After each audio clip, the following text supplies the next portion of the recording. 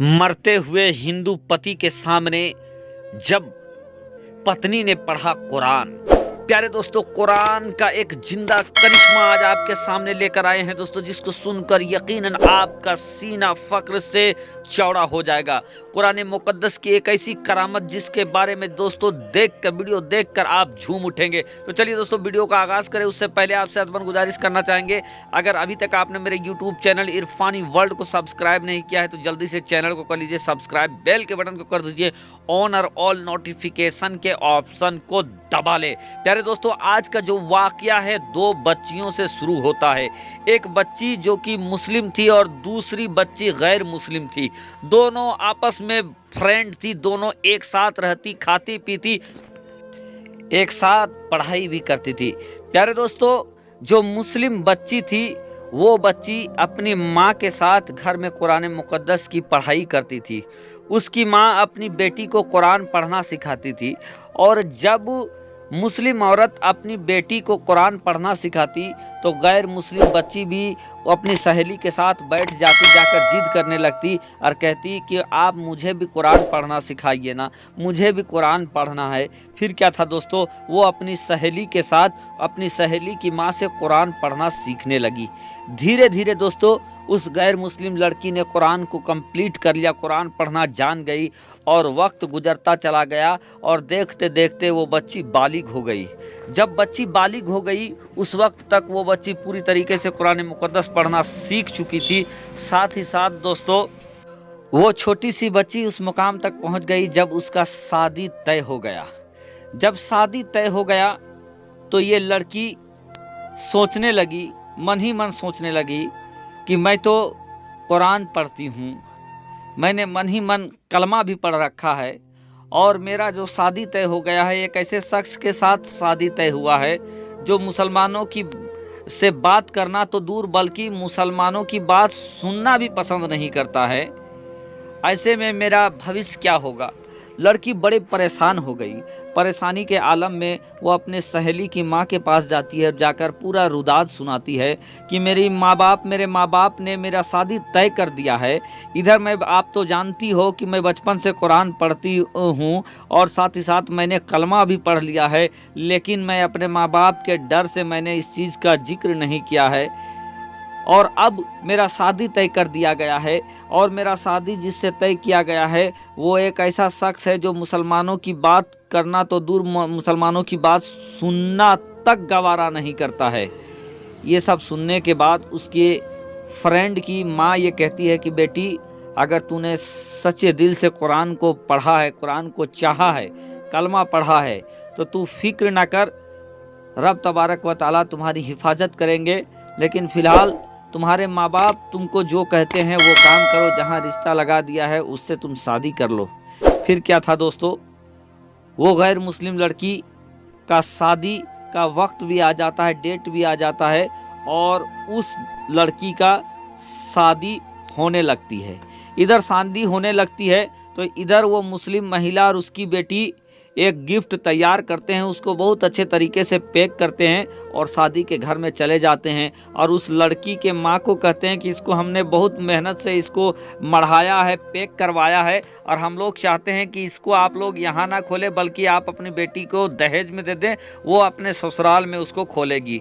फिर क्या था दोस्तों, उसके घर वालों ने मान लिया और उस बच्ची का शादी हो जाता है। शादी होने के बाद वो बच्ची अपनी ससुराल चली जाती है। ससुराल जाने के बाद जब वो उस गिफ्ट को खोलती है तो देखती है कि उस गिफ्ट के अंदर कुछ और नहीं बल्कि छोटा सा कुरान मुकद्दस है, जिसको देखकर वो बच्ची बड़ा खुश हो जाती है और उसको अपने घर में छुपा कर रख देती है। जब उसका शौहर बाहर काम करने के लिए जाता है उस वक्त वो निकाल कर उसको पढ़ते रहती है।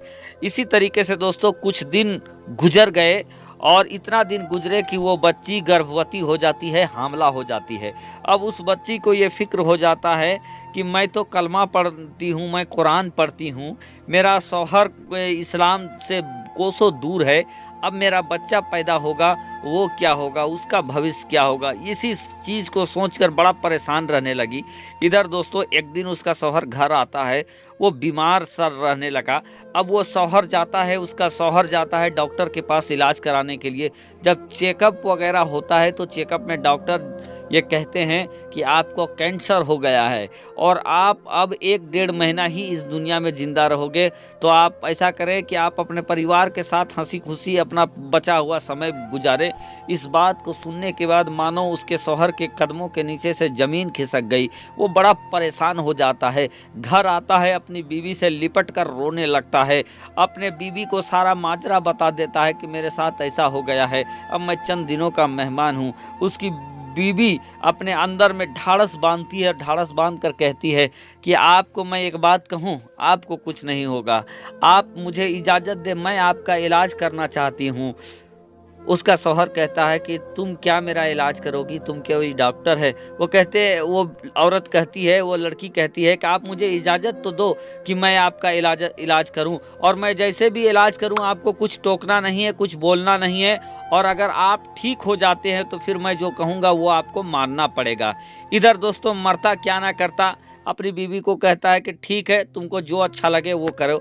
अब क्या था दोस्तों, उसकी बीवी ने बचपन में ही ये देखा था कि जब वो अपने सहेली के साथ खेला करती थी, कोई बीमार पड़ जाता तो उसके सहेली की माँ सूरह फातिहा पढ़ती, कुरान मुक़द्दस का सूरह फातिहा पढ़कर उसको दम करती या पानी में पढ़कर देती, और पीने के बाद अक्सर लोग ठीक हो जाते थे, बच्चे ठीक हो जाते थे। उसको पूरे सूरह फातिहा पर विश्वास था कि अगर वो भी ये काम करेगी तो उसके शौहर को अल्लाह तबारक व तआला शिफाए कुल्ली अता कर देगा। अब क्या था दोस्तों, उस लड़की ने अपने शौहर पर दम करना शुरू कर दिया सूरह फातिहा पढ़कर, साथ ही साथ पानी पर दम करती और उस पानी को अपने शौहर को पिलाती। ये सिलसिला चलता गया, लगभग 1 महीने तक ये सिलसिला चलता गया दोस्तों।